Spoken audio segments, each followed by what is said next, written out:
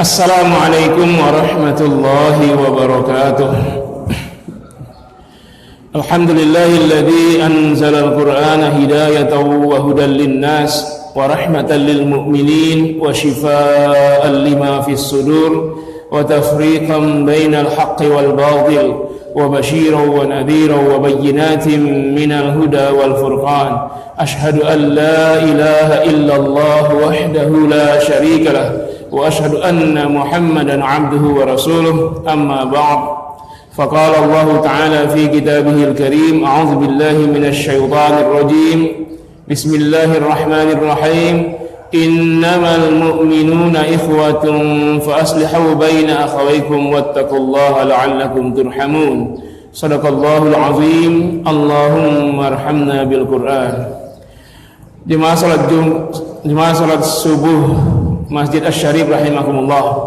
Alhamdulillah, kita bersyukur kepada Allah Subhanahu wa taala yang memberikan kepada kita aneka nikmat yang tak terhingga, termasuk nikmat kita bisa hadir di masjid ini untuk ibadah dan untuk melaksanakan agenda yang lainnya tanpa ada gangguan, ya, tanpa ancaman rasa aman, ya, sebagaimana hal ini tidak terjadi kepada saudara kita yang berada di belahan bumi lain, terutama muslimin Rohingya.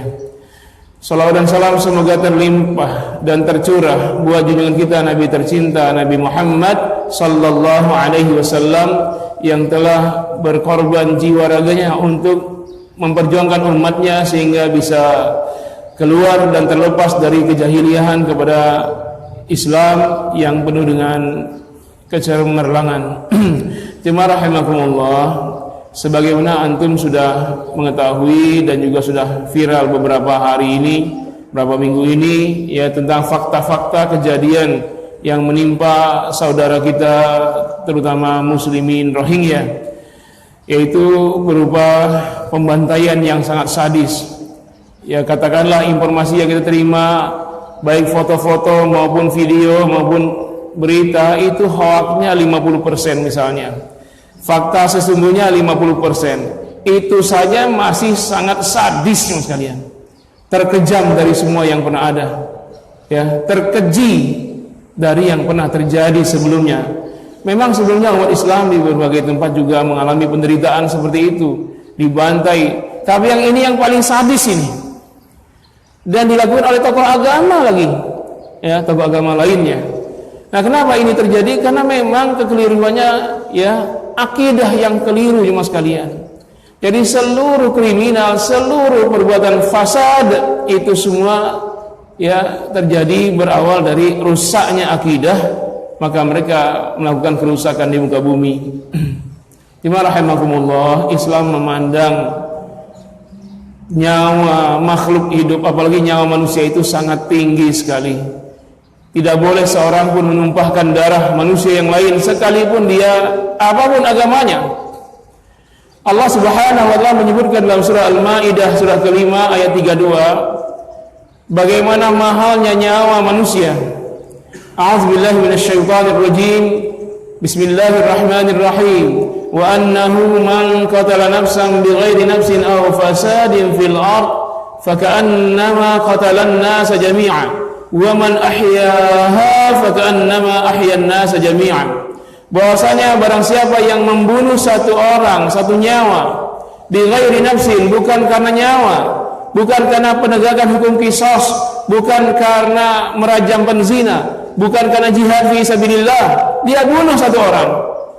Aw fasadin fil ard, atau berbuat kerusakan di muka bumi, faka'annama qatalan nasa jami'an, maka sama saja perbuatan itu dengan dia telah membunuh seluruh umat manusia di muka bumi. Seluruh umat manusia, termasuk abinya sendiri, umminya sendiri, istrinya atau dirinya sendiri.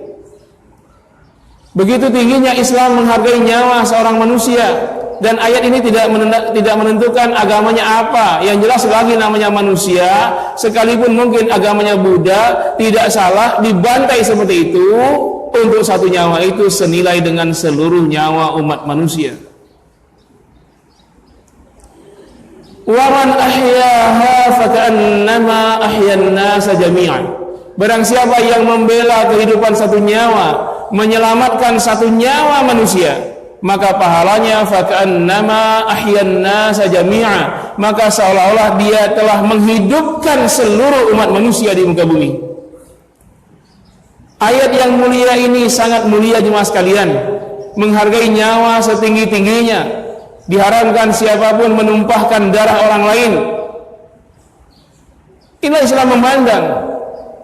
Apalagi kalau nyawanya itu adalah orang yang beriman. Maka kalau ini lebih mahal lagi jemaah sekalian. Dalam surat An-Nisa surat keempat ayat 93 Allah menyebutkan betapa besar ancaman bagi orang yang menghilangkan nyawa satu orang mukmin. A'udzubillahi minasyaitonir rajim. Wa may yaqtul mu'minan muta'ammidan fajazaohu jahannam khalidan fiha wa ghadiballahu 'alaihi wa la'anahu wa 'adda lahu 'adzaban 'azima. Dan barang siapa yang membunuh seorang mukmin dengan sengaja, maka pembalasannya adalah neraka jahanam. Bi'sal masir, bi'sal mihad. Banyak sekali sebutan Allah untuk neraka jahanam ini.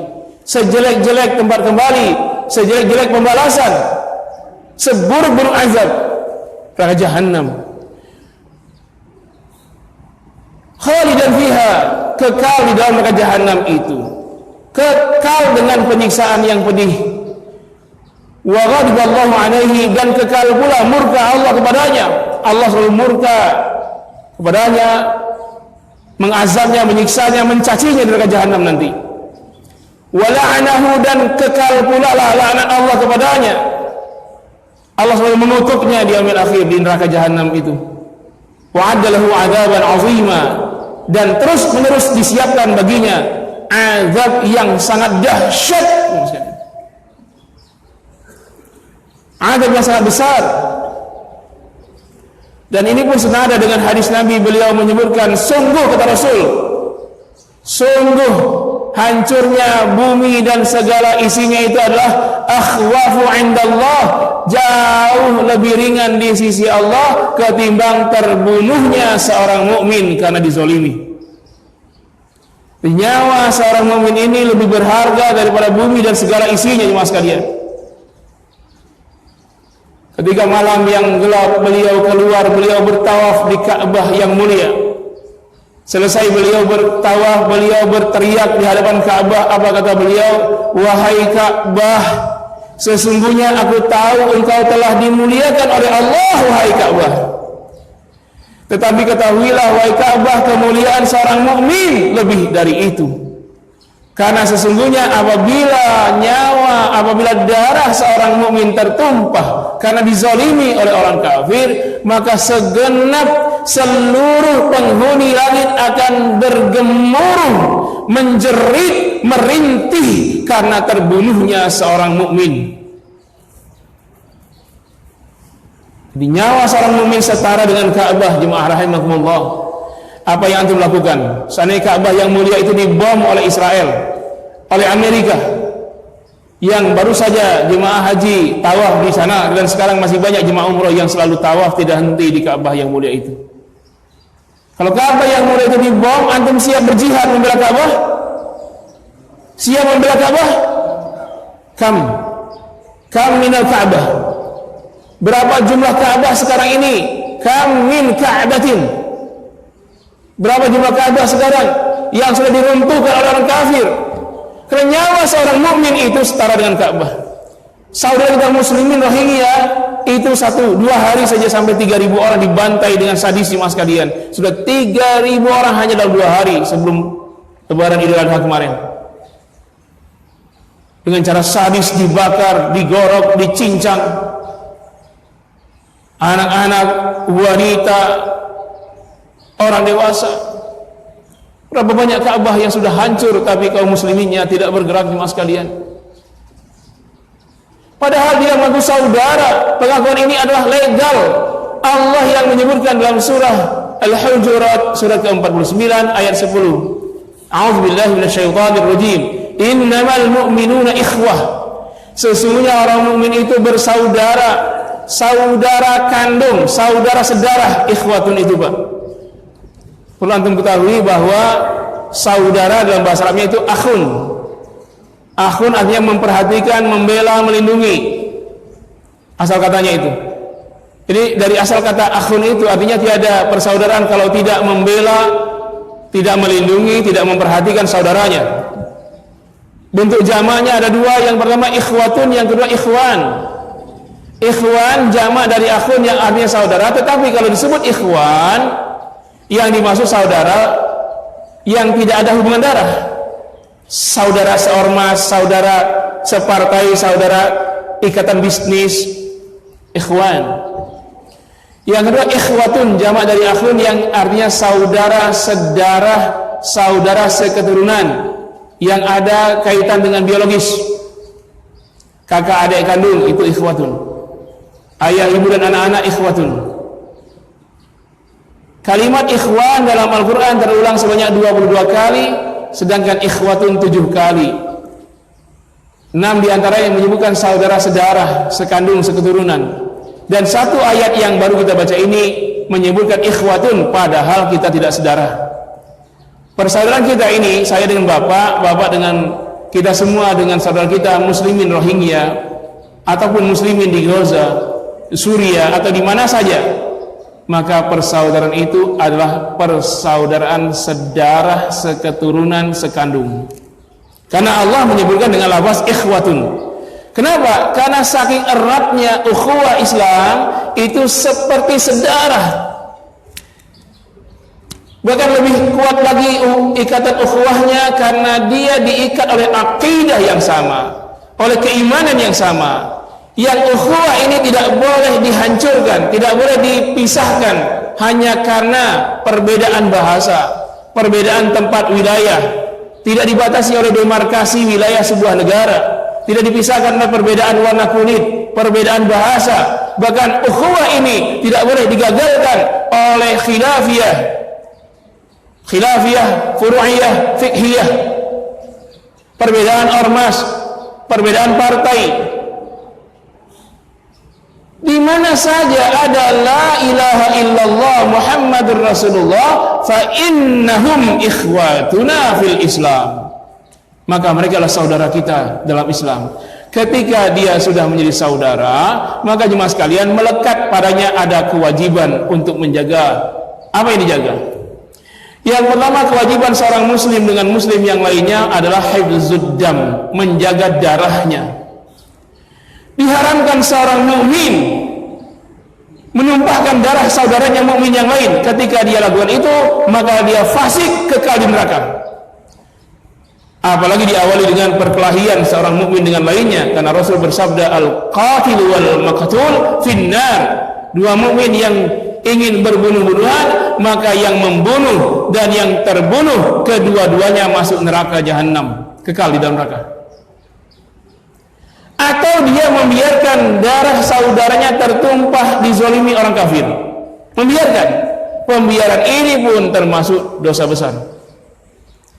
Pembiaran itu, Pak, kalau ada pelaku kejahatan dan kita biarkan, maka kita pun termasuk pelakunya.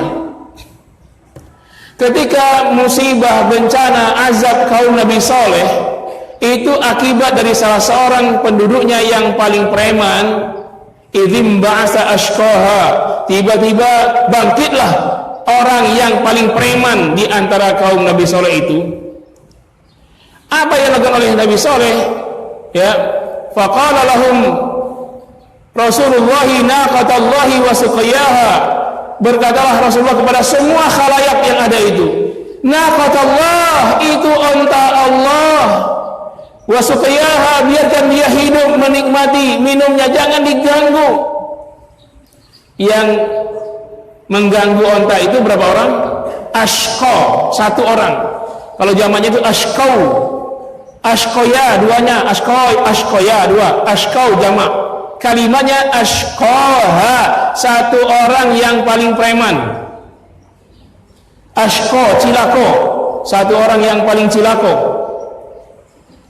Ini unta Allah, hei semuanya, kata Nabi SAW. Kalian tolong itu, jangan sampai dia menzalimi unta Allah. Apa yang terjadi? Masyarakat sekitarnya diam, tidak mau membela, menghentikan penyembelihan yang dilakukan oleh si preman terhadap onta Nabi Soleh. Apa kata Allah? Perbuatan membiarkan itu, fakadzabuhu, semua mereka, jamaknya, bentuk kalimatnya jamak, kadzabu, bukan kadzaba. Kadzabu, semua yang tidak menyembelih tapi menyaksikan dan diam itu telah mendustakan Nabi Allah. Fa'aqaruha, maka mereka semualah penyembelih onta itu. Jadi yang melakukannya satu orang, yang lain diam, maka semuanya itu pelakunya. Fakadzabuha fa'akadzabuha fa'aqaruha fadamdama alaihim rabbuhum bidambihim fasawwaha. Maka akibatnya semuanya disiksa oleh Allah, bukan hanya si penyembelihnya. Pembiaran itu, yang membiarkan itu adalah pelakunya, jemaah sekalian. Pembiaran terhadap pembantaian saudara kita muslimin Rohingya, maka yang membiarkan itu juga termasuk pelakunya. Kan Allah katakan ikhwatun, saudara sekandung. La yu'minu ahadukum hatta yuhibba li akhihi ma yuhibbu li nafsihi. Tidak beriman salah seorang kalian yang tidak mencintai saudara seiman seperti dia mencintai dirinya sendiri. Hadis riwayat Imam Bukhari dan Muslim. Jadi keimanan kita tergantung berapa besar kecintaan kita kepada saudara seiman. Kalau dikatakan ikhwah, saudara seketurunan saudara, mestinya persaudaraan itu seperti ayah dan anak kandungnya, ibu dan anak kandungnya, saudara kandung adik kakak.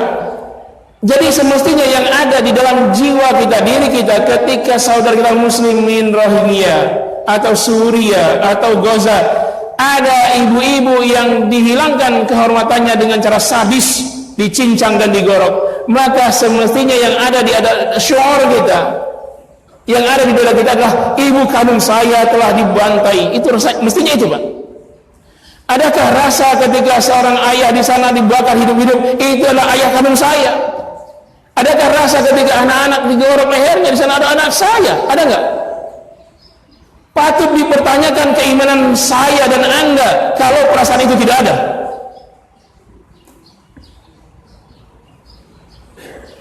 Yang kedua, terhadap seorang mukmin dan lainnya, kewajiban kita adalah hifzul mal, menjaga hartanya. Diharamkan seorang mukmin menzalimi harta seorang mukmin yang lain, atau membiarkan harta seorang mukmin dizalimi oleh orang kafir. Rumah-rumah mereka, harta mereka, Pak, dibakar, dijarah. Berapa orang yang membelanya sekarang? Apa jawaban kita nanti ketika dihisab, ditanyakan? Yang ketiga, hifzul ird, menjaga kehormatannya, menjaga kehormatan, kesucian mereka, ibu-ibunya. Tapi berapa banyak ibu-ibu yang dinistakan, diperkosa, lalu dibunuh. Mereka diusir dari kampung halamannya dengan cara yang sangat hina. Kampung halamannya dirampok, dijarah, diambil alih. Jemaah sekalian, berapa banyak mukmin yang membelanya, padahal itu kewajiban. Kewajiban yang akan dipertanyakan di yaumil hisab nanti, jemaah sekalian. Nah, tiga kewajiban ini semuanya umat Islam, wallahu alam, saya tidak tahu, tapi sepanjang yang terjadi sekarang abai, lalai. Antum coba lihat di videonya, atau antum lihat gambarnya itu, antum tatap wajah mereka satu persatu itu, pengungsi Rohingya, baik yang masih hidup di pengungsian maupun yang dibantai. Antum lihat. Kalau antum melihat wajah mereka, antum lihat di video dan di foto-fotonya itu, nah, dengarkan jerit mereka. Jeritan mereka adalah sekarang mereka sedang memanggil-manggil antum. Aina antum ayyuhal mu'minun? Aina antum ayyuhal mu'minun? Aina antum ayyuhal mu'minun? Kemana saja kalian, wahai orang-orang yang mengaku beriman kepada Allah? Kemana saja kalian? Kemana saja kalian? Lalu antum pikirkan nanti setelah kehidupan dunia di yaumil hisab, mereka datang kepada Allah Subhanahu wa ta'ala. Mereka mengadu kepada Allah Subhanahu wa ta'ala. Karena ketika menafsirkan ayat surat Qaf ya, waqifuhum innahum mas'ulun, hai para malaikat, hentikanlah semua mereka yang sedang mengadakan perjalanannya di yaumil akhir. Innahum mas'ulun, karena sesungguhnya mereka akan dimintakan pertanggungjawaban. Ketika menafsirkan ayat ini, Imam Ibnu Katsir, At-Tabari dan imam-imam tafsir Ibnu Ma'thur yang masyhur, mereka menafsirkan apa yang mula-mula dimintakan pertanggungjawaban seorang mukmin dengan mukmin, maka mereka mengatakan yus'aluna an dima'i ikhwatihim, akan dimintakan pertanggungjawaban pertama kali tentang darah saudaranya mukmin yang tertumpah. Antum akan jawab apa jemaah sekalian? Ketika mereka mengadu kepada Allah Subhanahu wa taala, ketika kita datang kepada Allah mengaku kita saudaranya, lalu mereka mengeluh, ya Allah, kami dibantai, disiksa, dihilangkan kehormatan, dirampas harta kami, ditumpahkan darah kami. Ya Allah, mereka itu saudara saya ya Allah, mereka itu saudara saya ya Allah. Apa kata Allah? Betul kamu tahu saudaramu dibantai. Ya betul ya Allah. Lalu pembelaan apa yang kamu lakukan untuk mereka? Mungkin jawaban kita, ya Allah, kami sibuk salat tahajud, khusyuk, bertangisan, salat duha tiada henti, puasa wajib dan sunnahnya kami lakukan semuanya. Pertanyaan lain, jawabannya lain, tidak nyambung. Apa kita sanggup jemaah sekalian nanti mempertanggungjawab semua di hadapan Allah kalau sudah begini kondisinya? Apa yang antum jawab nanti di hadapan Allah? Apa? Sedangkan para pemimpin kaum muslimin telah menunjukkan pembelaan ketika seorang muslimah diganggu kehormatannya oleh Yahudi, maka Rasul memimpin pasukan membela muslimah yang dinistakan di Madinah, di pasar Yahudi.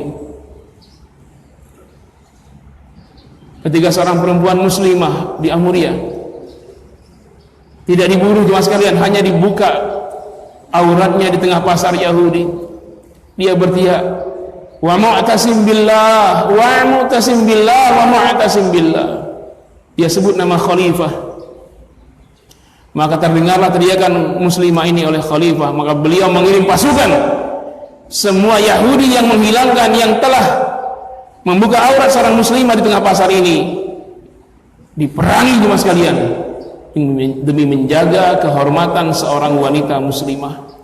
Hari ini wanita muslimah bukan dibuka auratnya, tapi diperkosa, dihilangkan kehormatannya, bahkan dibunuh dengan cara sadis.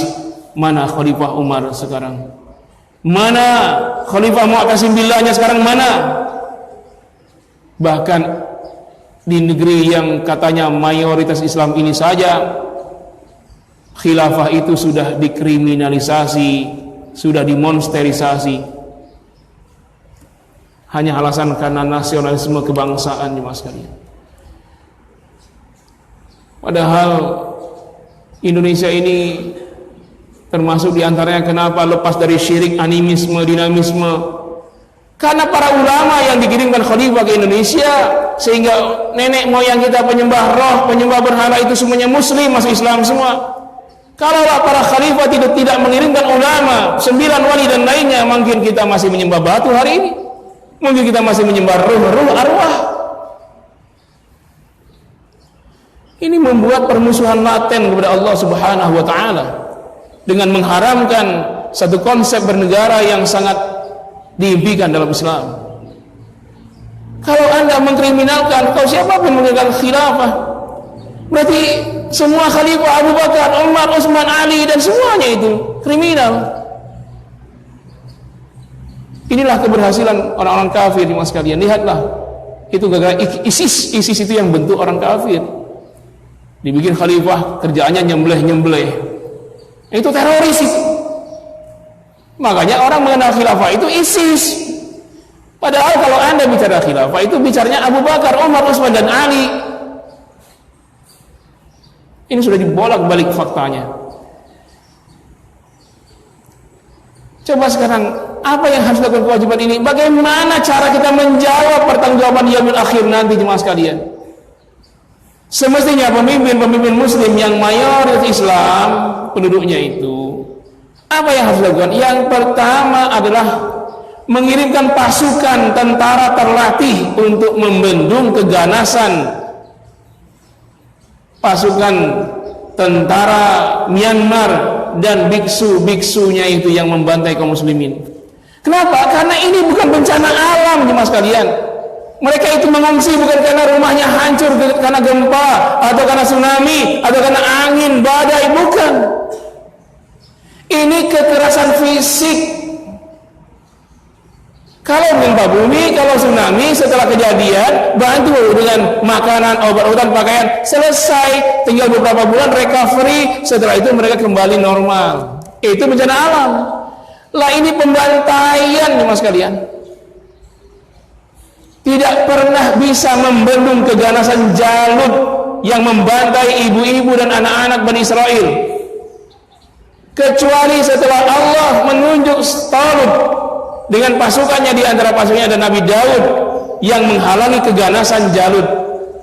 Tubuh mereka itu bangsa yang tinggi-tinggi, raksasa gede-gede.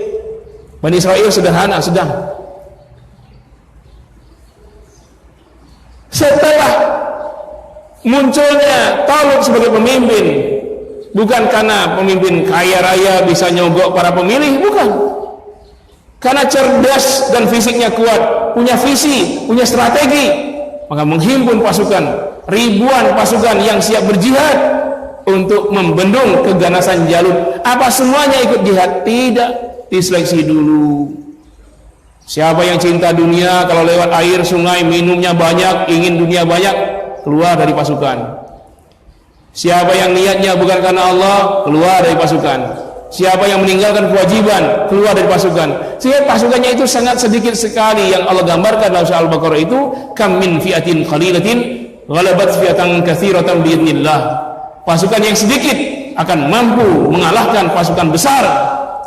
Sehingga pasukan yang ribuan itu, jemaah, hasilnya hanya 300-an, 313, persis kayak pasukan Badar.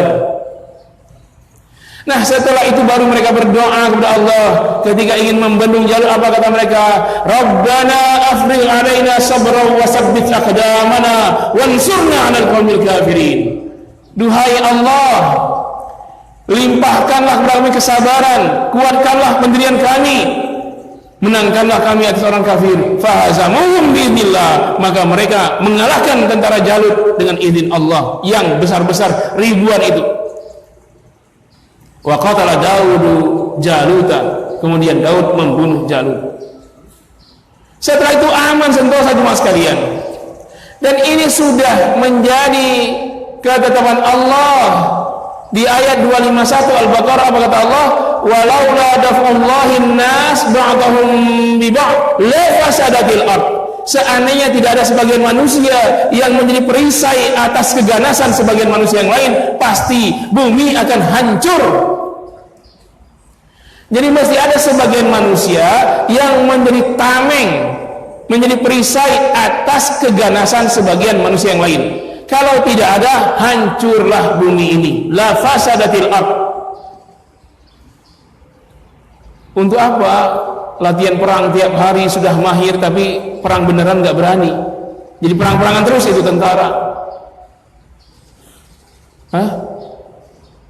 Kan mereka juga tentara kita, bahkan polisi kita berhak mati syahid, jemaah sekalian. Membela muslim itu mati syahid. Kemuliaan yang sangat luar biasa, jemaah sekalian. Surganya sangat tinggi. Perbandingan jemaah begini, kalau ada orang yang soleh, taat kepada Allah tiap hari, tahajud, duha, nggak pernah henti. Jangankan yang wajib, yang sunnah semua tidak ada yang bolong. Puasa sunat, dakwah amar ma'ruf nahi munkar, lagi mengimami sholat Jumat atau sholat Idul Fitri, ramai jemaahnya, lagi sujud meninggal dunia. Saya tanya, kira-kira orang soleh itu masuk surga apa tidak? Surga ya. Perbandingannya, ada orang muslim biasa saja, sholat yang wajib saja, puasa yang wajib saja, yang sunnah nggak dikerjain. Tapi ketika ada panggilan jihad, al-jihad, maka dia ikut berjihad, lalu dia mati syahid. Kira-kira masuk surga nggak? Surga juga. Sama tidak surganya orang soleh tadi dengan syahid tadi? Syuhada tadi sama nggak? Beda. Siapa surganya lebih tinggi? Yang mati syahid.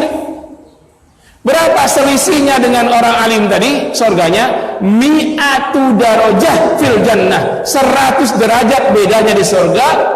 Yang 1 derajatnya itu kata Rasul, jarak bainas sama'i wal ard, antara langit dan bumi, 1 derajatnya kalikan 100, dan itulah ketinggian surga syahid dan surganya orang soleh tadi. Berhak enggak mereka para tentara untuk dapatkan kemuliaan mati syahid?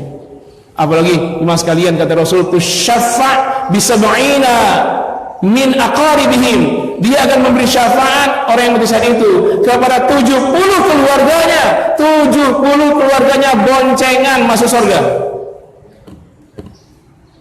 Dan ini yang paling disukai bapak-bapak, seorang yang mati syahid itu kata Rasul, tuzawwaj bisnata wa sab'ina min haurin ain, dikawinkan dengan 72 bidadari surga.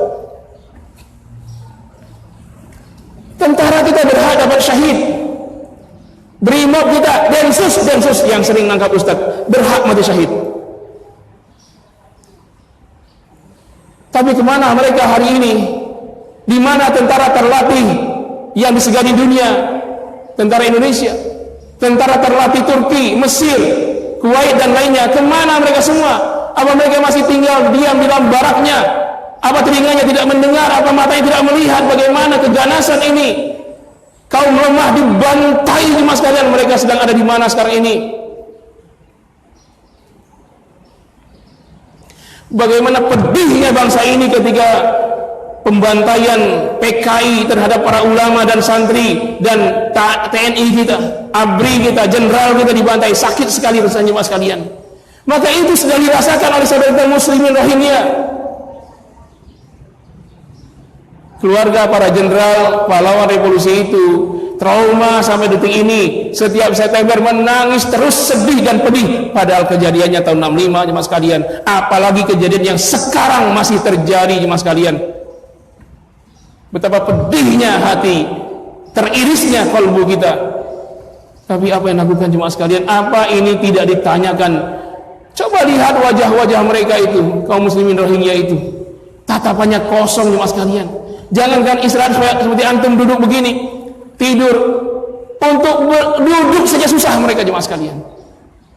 Yang nyebrang sungai banyak yang mati, yang di perbatasan dibantai pula, yang sudah mengungsi pun masuk ke dalam lautan berapa ratus orang, sampai ke Thailand dibantai pula di sana. Genosida. Ini mestinya. Tapi kita ini karena alasan tidak ikut campur urusan dalam negeri negara lain, maka ikatan nasionalisme ini tuh. Mestinya ikatan nasionalisme inilah yang mendorong kita untuk membantu saudara kita. Kenapa? Nasionalisme Islam itu adalah di mana saja ada la ilaha illallah, maka mereka saudara kita. Yang kedua, ini yang kita lakukan adalah karena terkendalanya kita, ya saudaraku, wahai saudara sekaya, wahai saudara kami muslimin Rohingya, kami mendengar perintah Anda, kami mendengar kalian disiksa, dibantai, kami ingin membantu dengan jiwa dan raga, tapi tolong maafkan kami wahai saudara kami, sistem ini telah membelenggu kami untuk membantu Anda. Maka masih ada cara yang terbuka. Yang pertama, wa tujahiduna fi sabilillahi bi amwalikum wa anfusikum. Kalian berjihad fi sabilillah dengan harta kalian dan dengan diri kalian. Dengan diri kalian itu sudah terkendala kita. Kalau tentara kita masih ngasih kesempatan, kita berangkat. Kata tentara kami tinggal di barak sajalah. Ini senjatanya, ini tank baja, ini pesawat tempur, kalianlah yang perang, maka kita berangkat. Tapi karena kendala ini tidak, karena ini terkendala, maka yang kedua, bi amwalikum, harta kalian. Ngapain nyimpan duit di bank ratusan juta, 100 juta, 500 juta, 1 miliar, 2 miliar, 10 miliar. Nanti setiap rupiah dari 100 miliar itu akan menuntut Anda di yaumil akhir. Harta itu Pak, beda pertanggungjawabannya. Setiap peraknya itu dipertanggungjawabkan, setiap rupiahnya dipertanggungjawabkan di yaumil akhir. Dan inilah hisab yang paling berat. Semakin kaya Anda, semakin berat hisabnya. Tapi kalau Anda infakkan fi sabilillah harta itu, maka dia akan meringankan beban kita di yaumil akhir, akan memudahkan kendaraan kita yang membawa kita langsung ke surga. Dan seorang yang berinfak fi sabilillah, kalau dia mati, dia berhak mati syahid. Anda infak, Anda transfer untuk muslimin Rohingya, apakah untuk yang sedang berjihad atau yang sedang mengungsi? Lalu mata-mata kafir mengetahuinya, lalu Anda di perjalanan digorok mati karena Anda baru saja membantu saudara Anda dengan jihad harta. Maka ketika Anda dibunuh oleh intelijen mereka itu dan mati, maka insya Allah mati Anda mati syahid.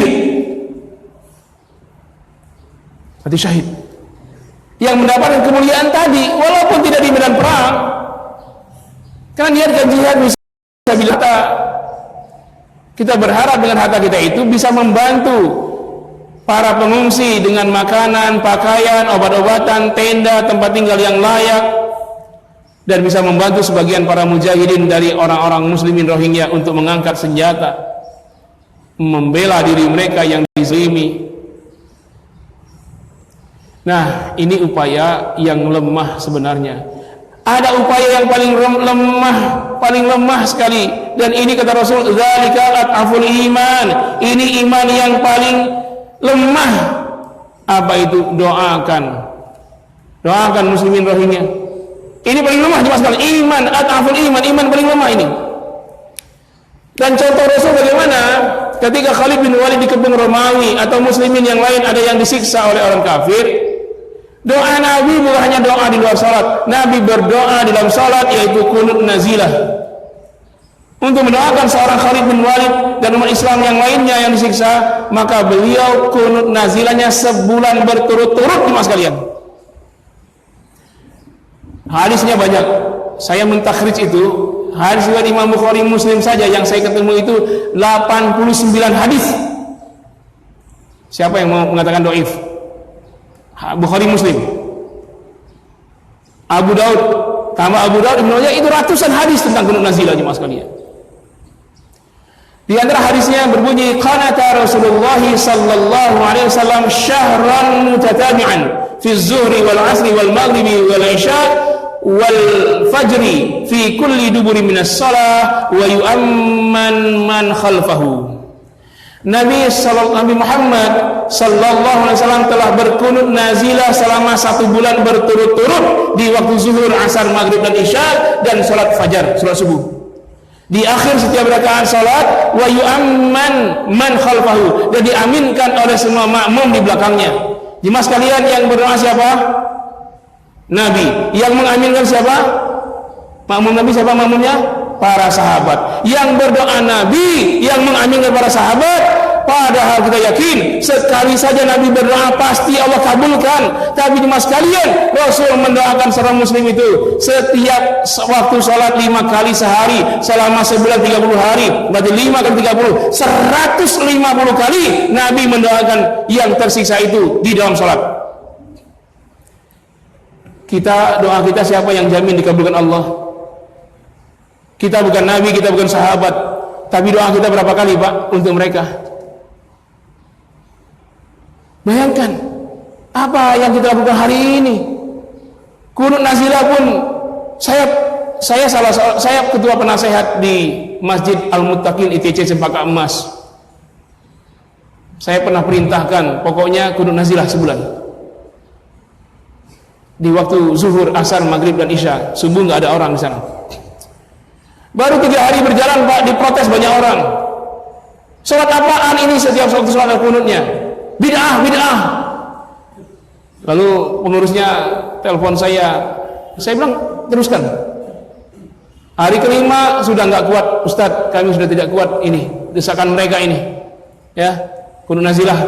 apa-apaan ini bid'ah, banyak yang membid'ahkan kami. Antum bertahan, saya bilang tunjukkan dalilnya kalau ini bid'ah. Mana?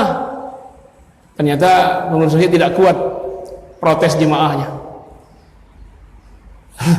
Bayangkan Pak, untuk mendoakan saudara kita sendiri, dan ini adalah selemah-lemahnya iman. Artinya kalau tidak ada iman di dada kita, itu pun diprotes. Siapa yang protes? Bukan kafir, muslimnya sendiri, yang dia orang awam, tidak ngerti agama, ngaku itu bid'ah. Padahal untuk membid'ahkan satu perbuatan, dia harus punya syaratnya. Dia seorang mujtahid mestinya, seorang faqih fid din. Minimal dia hafal 50.000 hadis lengkap dengan sanad dan matannya. Hadis sahihnya dia tahu, mana yang dhaifnya, mana yang palsunya dia tahu. Baru dia boleh membid'ahkan. Nah, dari mana dia tahu itu bid'ah? Tanyakan dulu yang suka bid'ahin itu, Anda sudah hafal berapa ribu hadis? Bisa begitu kan? Hafiz 30 juz Al-Quran, hafiz 50.000 hadis dengan sanad dan matannya. Nah, kalau tidak mampu jangan membid'ahkan. Apalagi ini membela, ya ini yang selemah-lemahnya iman bisa lakukan. Tapi ini pun dihalangi oleh muslimin sendiri. Lalu bagaimana kita menjawabnya ketika di yaumul hisab nanti dipertanyakan? Nah, inilah jemaah sekalian, kepedihan kita. Kita merintih sendiri, menjerit sendiri tanpa bisa kita.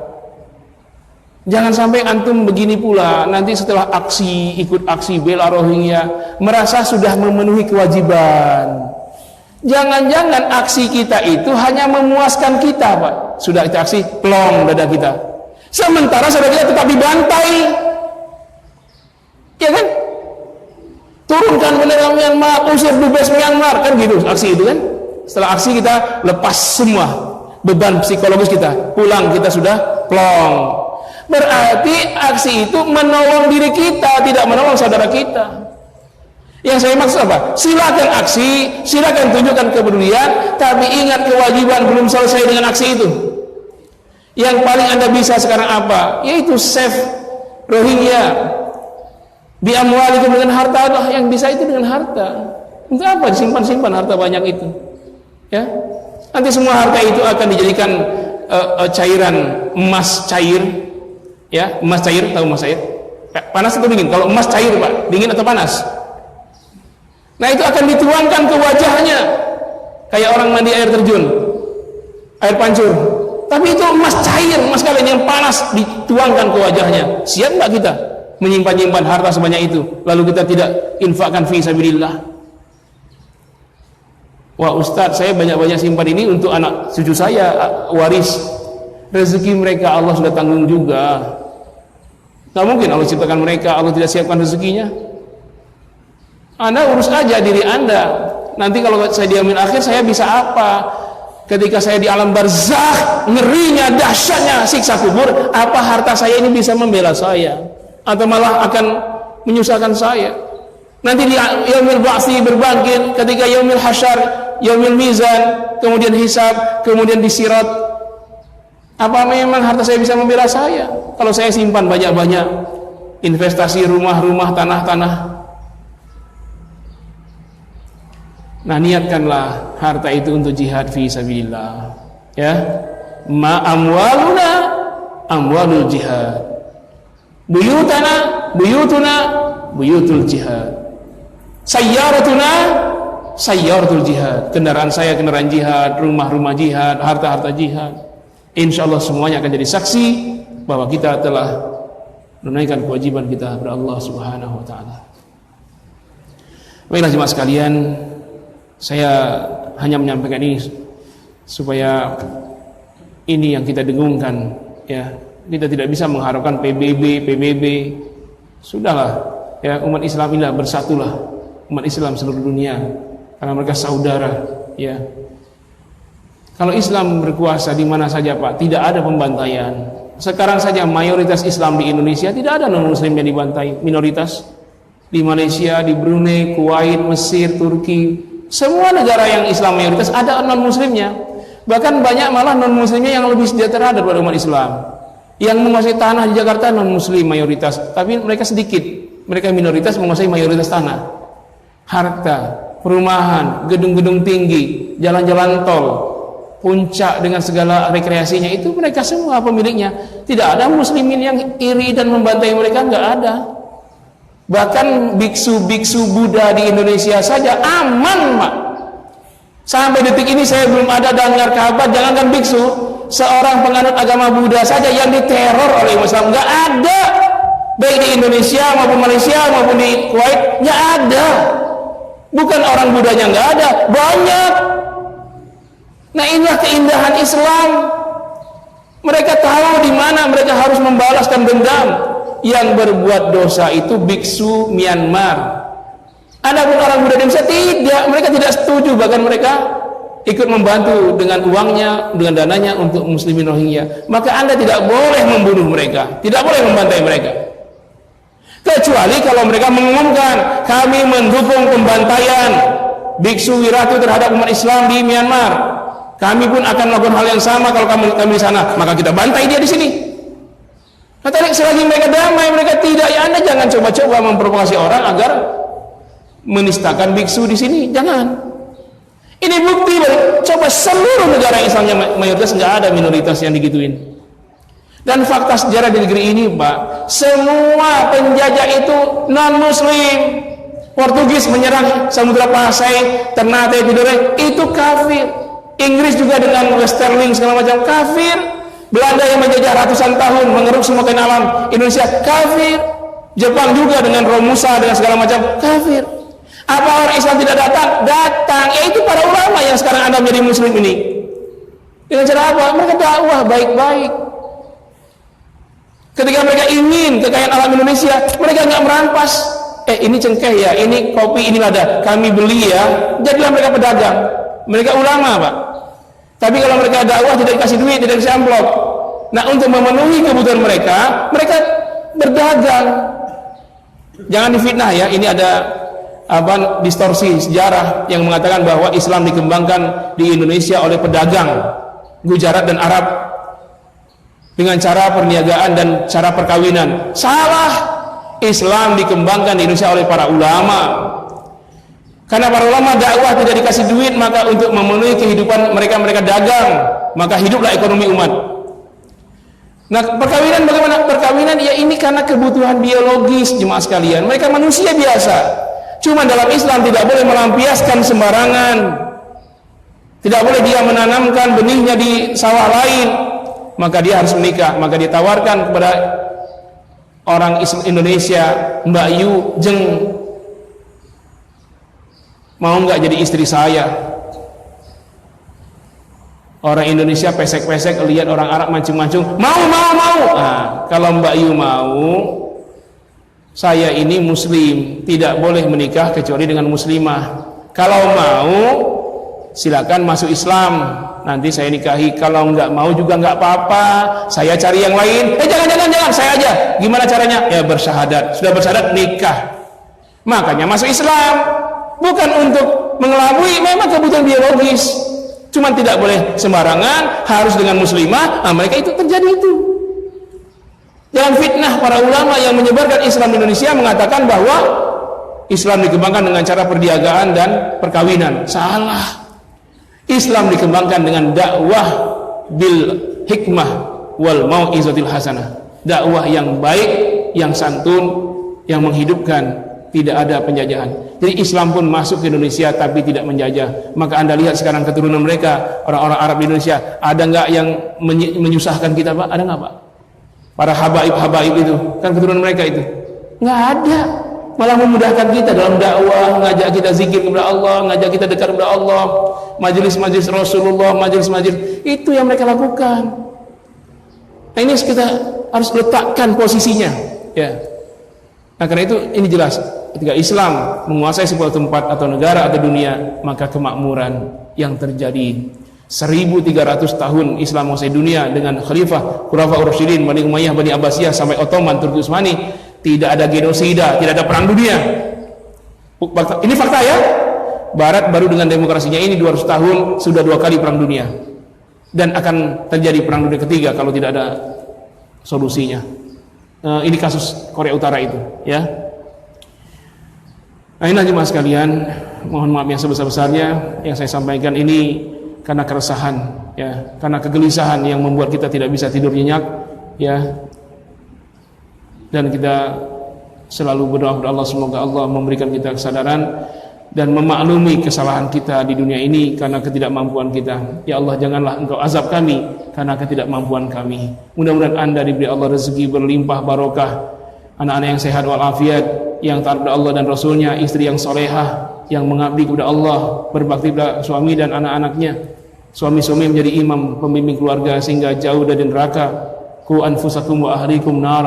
Dan berdoalah semua kita semoga bisa berjumpa reuni dengan Rasul tercinta Nabi Muhammad sallallahu alaihi wasallam. Kita berjumpa dengan Rasul di surga Firdaus Allah nanti. Amin ya rabbal alamin. Mohon maaf, terima kasih. Subhanakallahumma bihamdika asyhadu an la ilaha illa anta astaghfiruka wa atubu ilaik. Wassalamualaikum warahmatullahi wabarakatuh. Allah